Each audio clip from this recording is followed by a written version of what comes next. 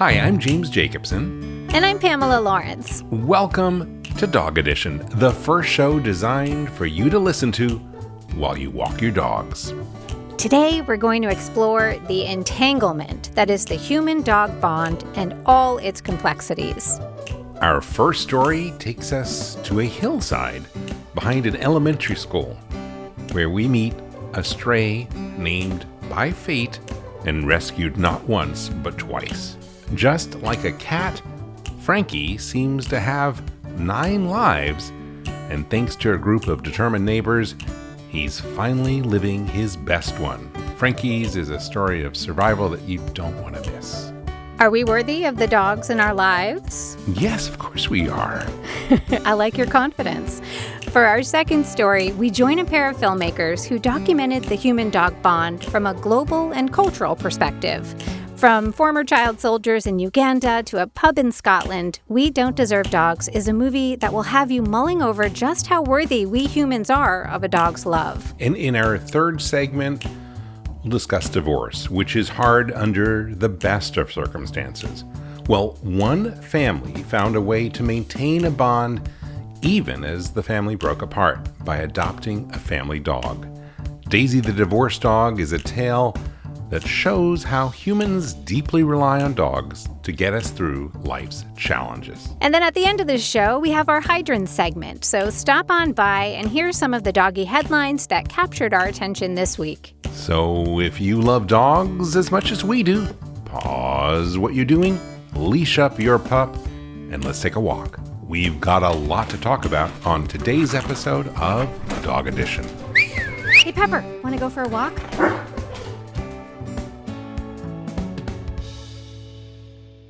Standing at the top of a hill alongside an elementary school in a suburb of San Francisco, you can hear kids playing foursquare and daring each other across the monkey bars. Maybe some are trading lunchbox items. Scraps from those lunchboxes will fill the trash cans scattered around the perimeter of the blacktop. It's in this place that our next story begins. January 2019. Remember that date. A post titled "Lost Dog at Franklin Elementary" showed up on the neighborhood app called Nextdoor. It said, "My wife was there at lunchtime and saw this dog by the parking lot with no collar. Do you know this dog?" The accompanying picture was of a shaggy, cream-colored dog, matted and cautious-looking. More than 60 neighbors commented, offering advice on what to do, whom to call. One person mentioned they'd seen the dog there over a year ago. Maybe it was a neighbor dog that kept getting loose. But maybe it was more than that. Maybe it was a dog in need. Some of the commenters organized themselves and planned a rescue mission.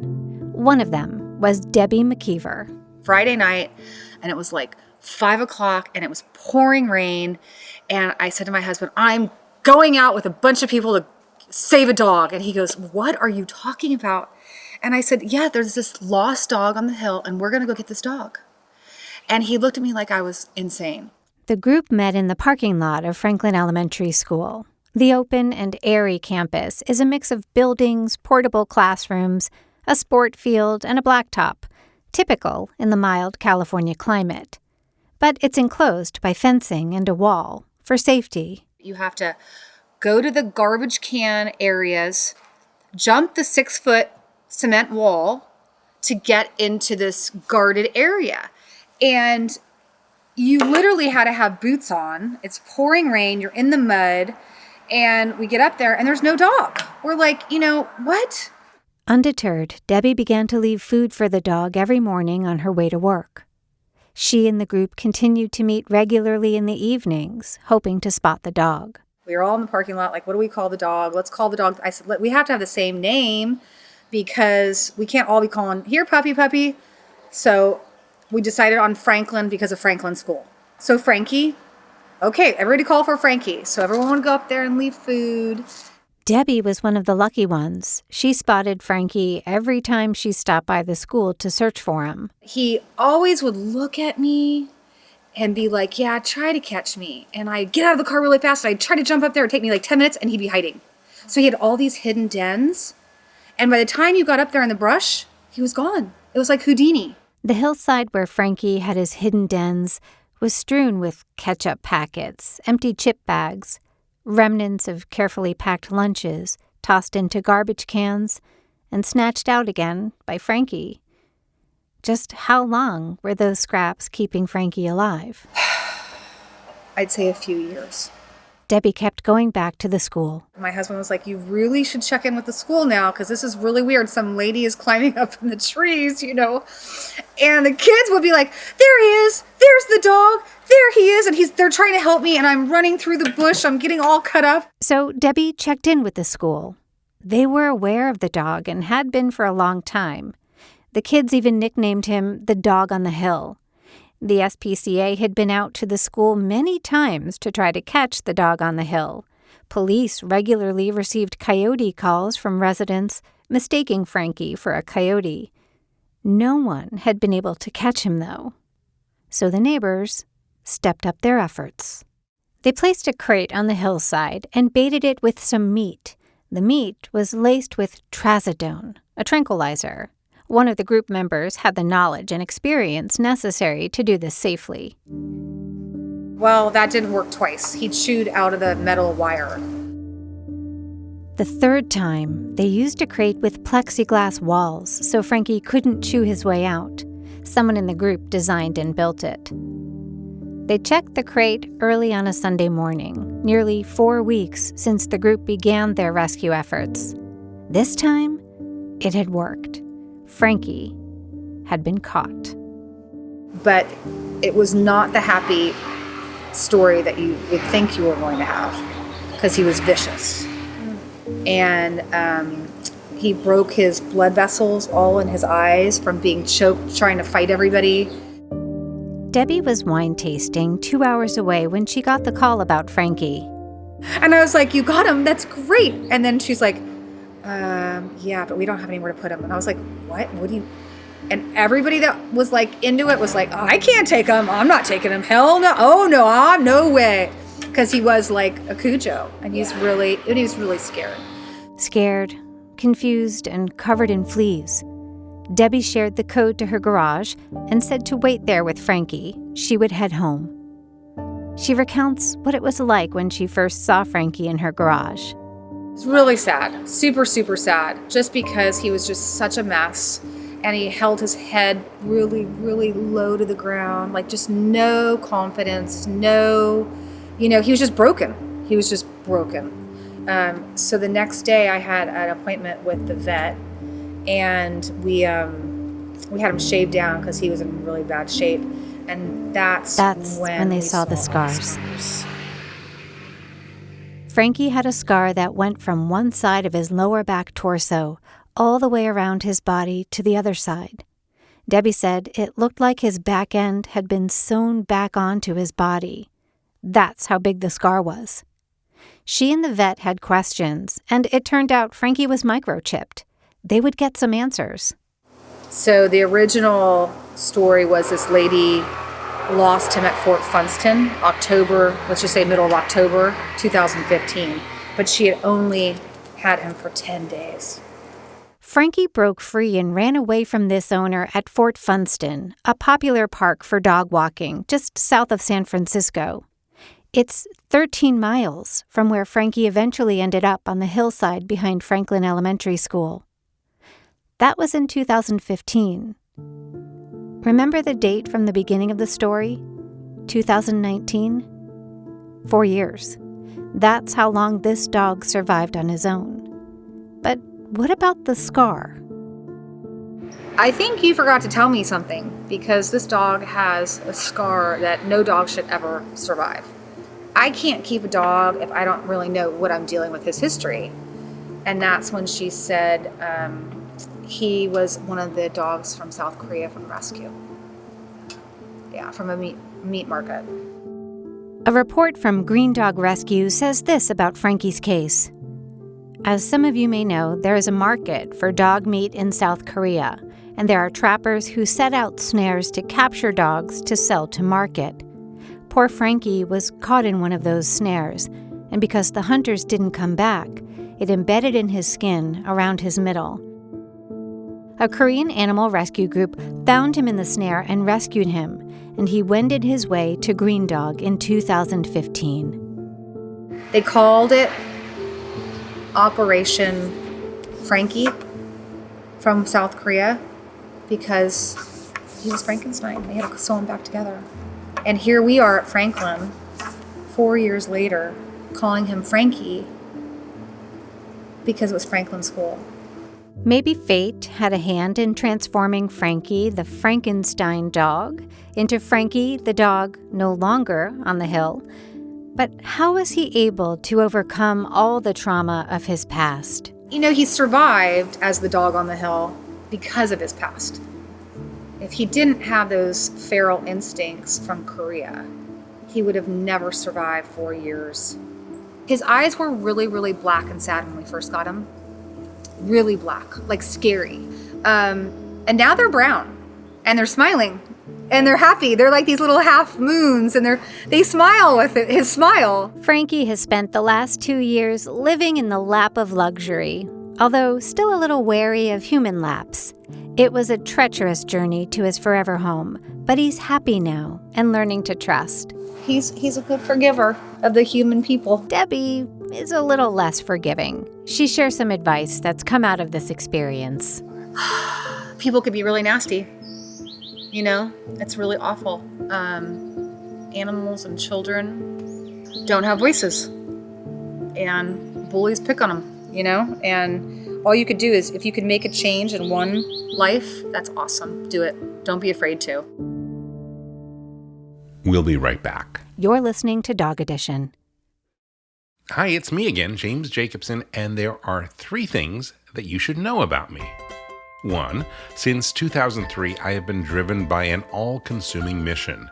That mission is to help improve the quality of life for dogs and the people who love them.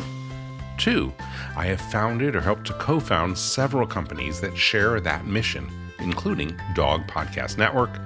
And 3, every day, I give my dogs EverPup, the ultimate daily dog supplement made by Functional Nutriments, which is one of those companies. What is EverPup?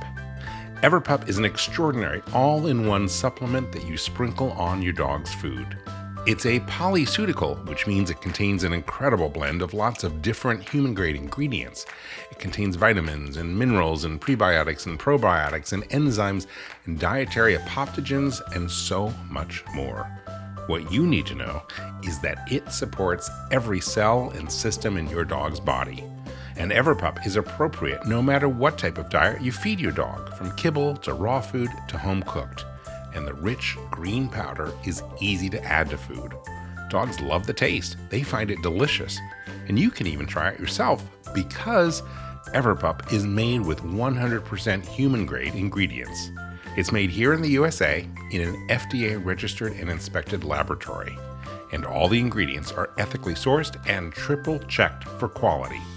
Seeing is believing, so try EverPup for a month and see what happens with your dog.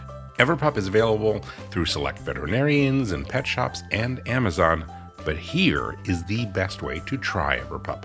Join the EverPup Club and get free shipping to any U.S. address. As a listener to this podcast, you can get your first shipment of EverPup for just $8, including free shipping, when you use the discount code DOGEDITION. For all the details, go to everpupclub.com and try your first full jar of EverPup for just $8. That's everpupclub.com. Welcome back to Dog Edition. Take a moment to think deeply about what it means to have a dog in your life. Who benefits the most from that relationship? You or the dog?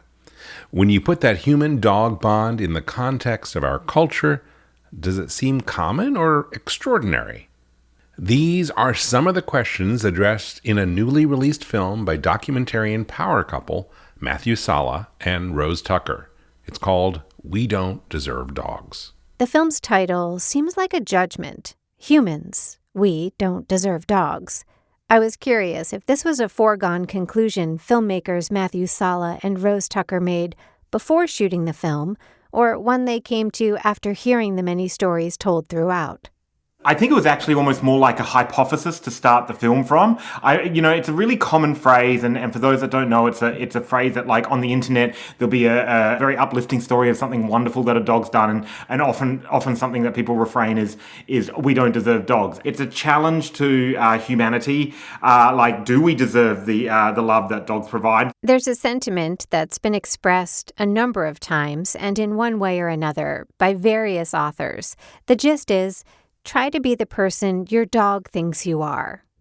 Matthew viewed that sentiment as sort of a guiding principle for the film. We're sort of like, well, what do we as humanity give back to the love that and loyalty that dogs provide? So while maybe you're out on your own dog walking journey, we're going to join filmmakers Matthew Sellah and Rose Tucker on their journey around the globe to Chile, Uganda, Nepal, Pakistan, Scotland, Romania, 11 countries in total, to glimpse intimate portraits of people and the dogs they love. We wanted it to be as geographically broad as possible, so we started researching stories in parts of the world where we didn't know much about what it was like what dog culture was like in these places.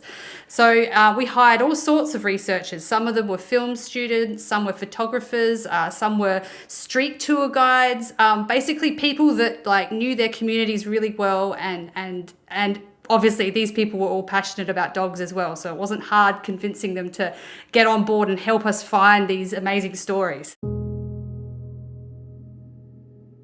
Like the story of former child soldiers in Uganda, a population that faced unimaginable human rights abuses, UNICEF estimates that half of 10,000 children abducted to fight in the region's civil war since 1987 remain unaccounted for. Those who manage to escape return home with the weight of their trauma, only to be stigmatized by their communities.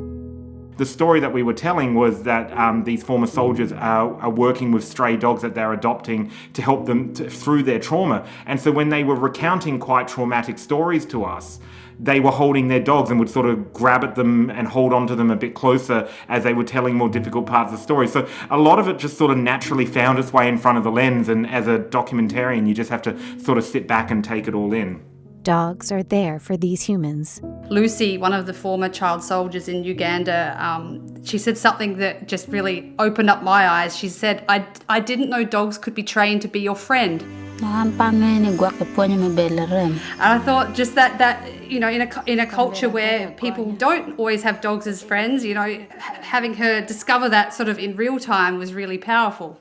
Dogs are not really thought of as friends in Pakistan either. In fact, dogs are not commonly allowed in homes. It's deeply rooted in the Muslim religion.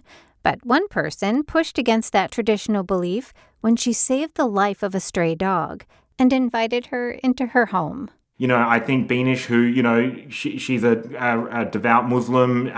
The book of religion for her prescribes not having a dog, but then she sort of appealed to her own version of it and her own higher power. Imagine it in a world where maybe your neighbors aren't very happy with you and stuff like that. And I think it really solidified her as kind of pretty tough. Yeah, I mean, she had family and friends that refused to come and visit her at her home because she kept a dog there. And, it takes a lot to push back against that kind of family pressure. So, yeah, she really was very determined and very confident in her own beliefs. Beanish called the bond they shared a blessing. Yes, she had her own interpretation that it was, God working through Sheru, the dog. Well, the basically the common phrase that in Muslim culture that is if you have a dog in your house, the house will not be blessed. So this is her way of saying, well, I feel pretty blessed.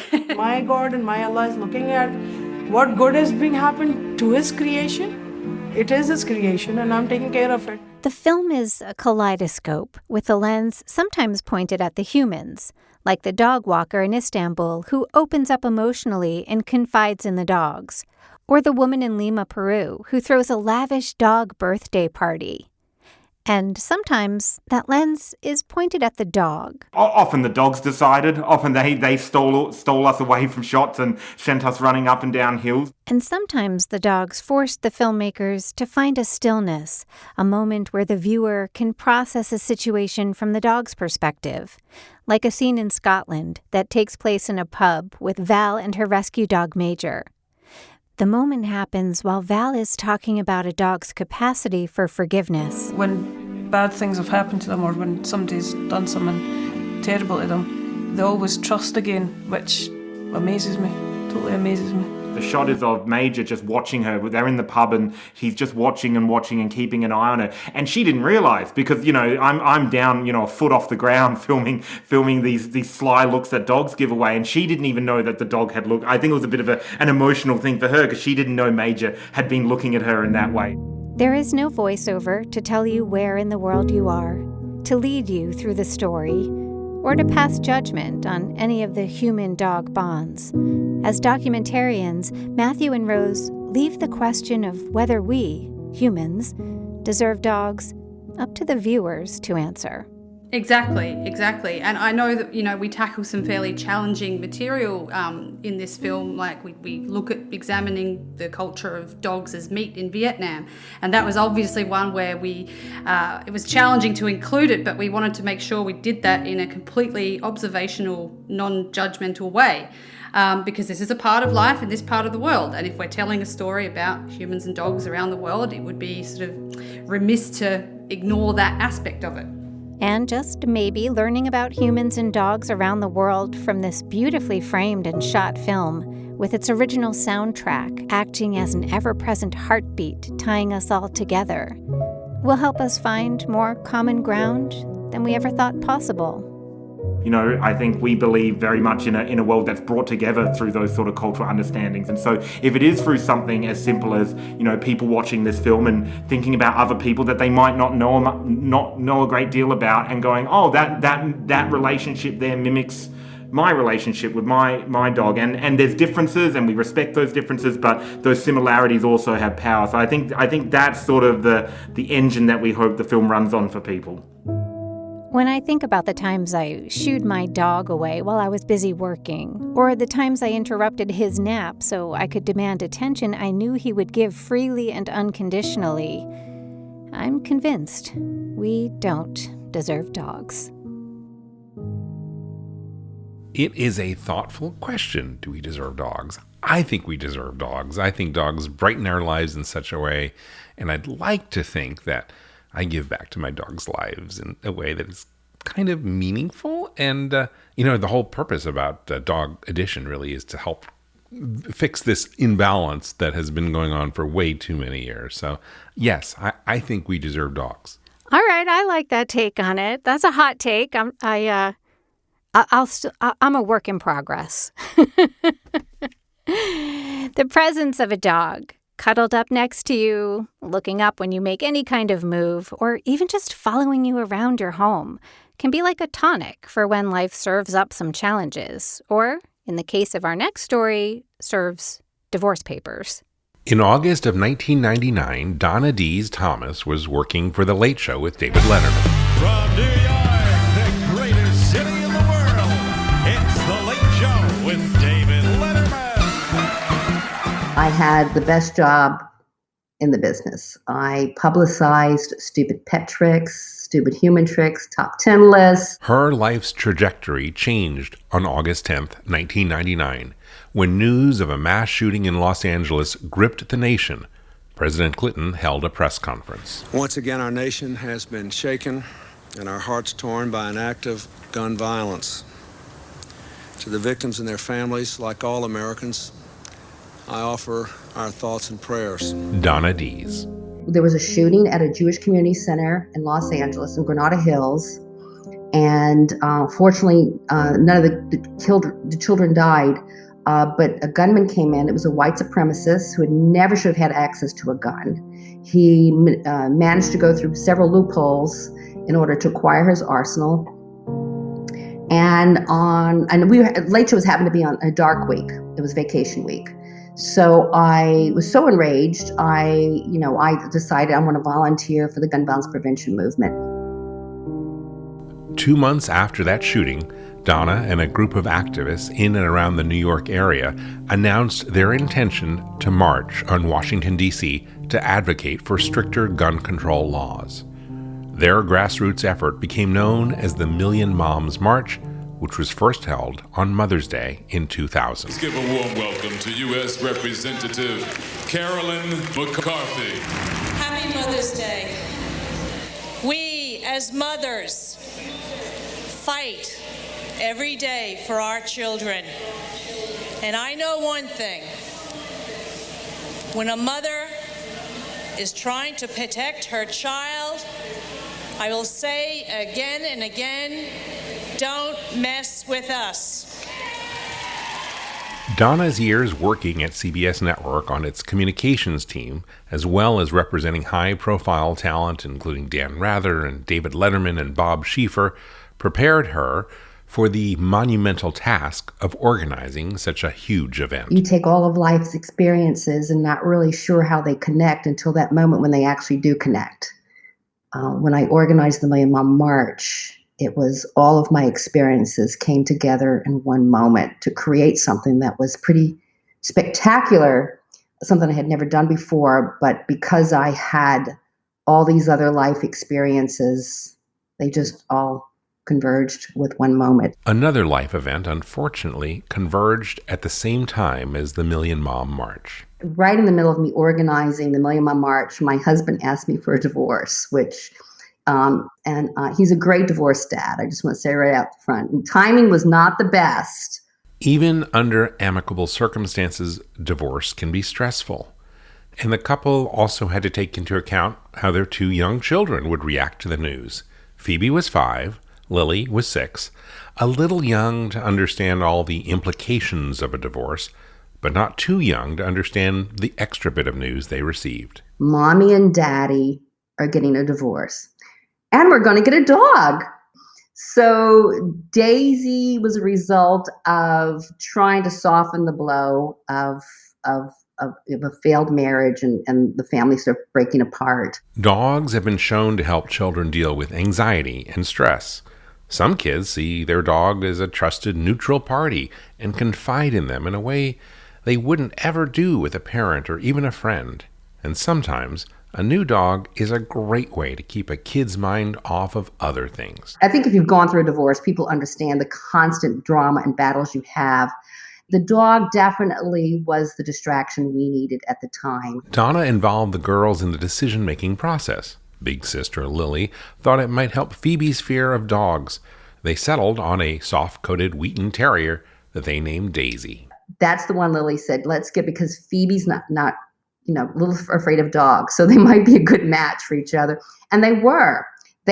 Phoebe when I brought Daisy home, Phoebe would sit up on the sofa high up so Daisy could nip at her feet. And then Daisy would start suddenly very gradually would warm up to Phoebe, and they became like best buddies forever. So sorting out child custody agreements and visiting days is hard enough. The shuffling between homes can be confusing and disruptive to a child. Do they have the right books? Do they have the right shoes? Do they have their things? It's a very complicated time for kids, and I didn't really appreciate it until Daisy had a very hard time being house trained. For one of the smartest dogs ever, she was very confused about the whole process. And I think it was because of going back and forth and back and forth. Finding neutral ground is key to helping kids, and in this case, dogs, adjust. Nesting, sometimes called bird nesting, has become commonplace. This means to keep the family residence intact as a home where both parents rotate living with their children, while otherwise dwelling in separate residences. In Donna's case, the couple had a vacation home that served the same purpose. That became their neutral ground for Daisy and the girls. Sort of that was the place that she felt the best and the safest. And ultimately, I realized that's where my kids felt the best. Mommy and Daddy were able to come and go from a house that they shared. Along with the many positives of introducing a dog into the family during a divorce, there may be some bumps along the road, as was the case with Daisy. She was good for all of us. She was also good for the divorce lawyers because a lot of time went into arguing over the vet bills, who's going to pay the vet bills. And I do have to say, it was crazy arguments to be had because my ex-husband's a very generous person, and he did take care of the vet bills. Donna found comfort in Daisy, and the girls loved having a dog to play with and care for.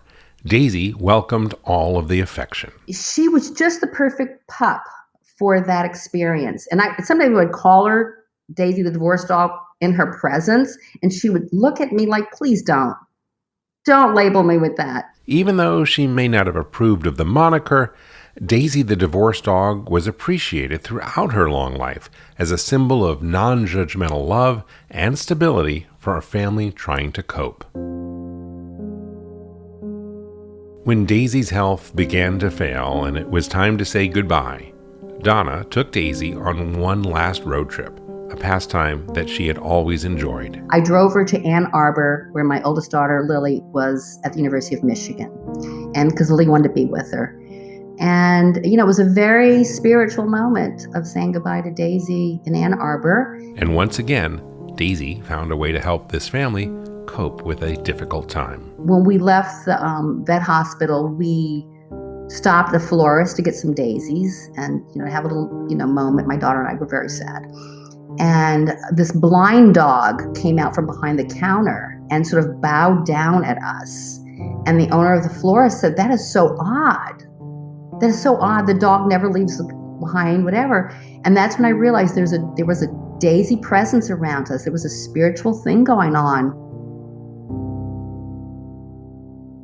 And because time marches on and change is inevitable, Donna and her daughters eventually had to face another difficult transition.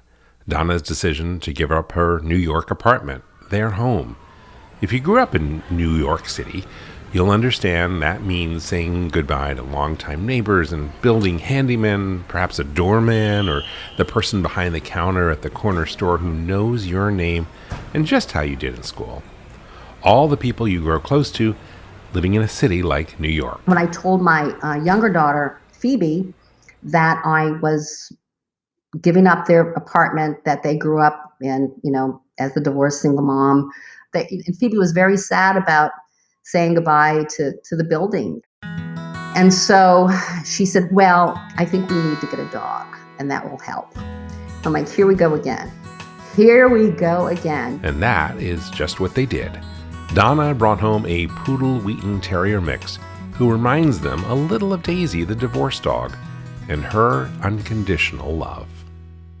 Here we go again. I love it. I love it. Once a dog person, always a dog person. I lean on my dog in tough times.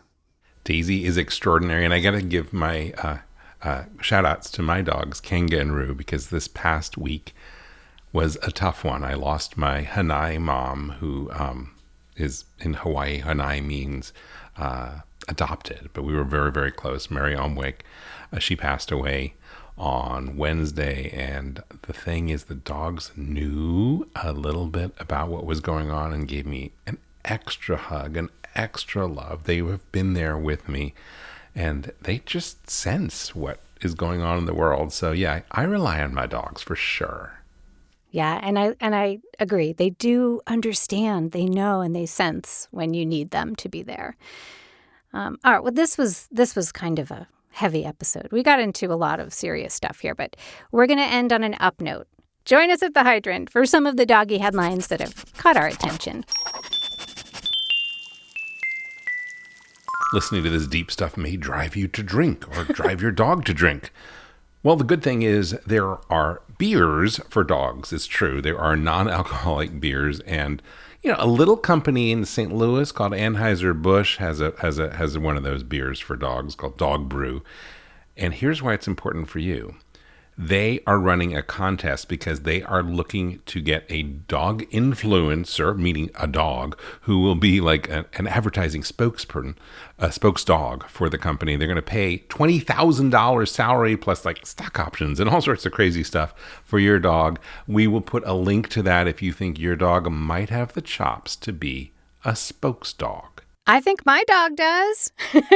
Yeah, and I want to try the beer. We need to try this. We need to do a taste test sometime. Oh, Pam, yes, for all these definitely. different dog brews. We've done ice cream for dogs. Yes, and I think a natural addition is beer for dogs. Oh, absolutely. What did you see? Absolutely. What did you see this you week? know what? I learned something new that in all the years of my life, I did not know this. I learned this new today. So Congress is a dog-friendly workplace. Lawmakers have actually been bringing their dogs to the Capitol since the 1800s. And this is something I didn't know. So let's hope that Biden's dog, Major, really sort of settles into his life in D.C. finally. So, because there are all these friends he could be making at the office. He could bring the executive and the legislative branches together, maybe host a barbecue, have some dog brews on the South Lawn. That's cool. He's the kind of dog you can have a beer with, yeah. He does. That's what they say. You want a president that you can have a beer with. Well, maybe Major and Champ can do it. They keep making our show, don't they? They do. Well, that is all we have for you today. Thank you for bringing Dog Edition along with you on your walk. We will be back with another episode, but chances are you and your dog will be taking a walk between now and then, and so we have something else for you to listen to. If you're interested in hearing more from some of our guests, please check out DPN's sister show, The Long Leash, for Jim's extended conversations. And follow Dog Edition so you can take us along on your dog walk next time. Social isolation and loneliness can be tough, especially on seniors during the pandemic. Can virtual visits with dogs help folks stay socially connected and engaged? We think so. I am looking forward to hearing that on the next episode.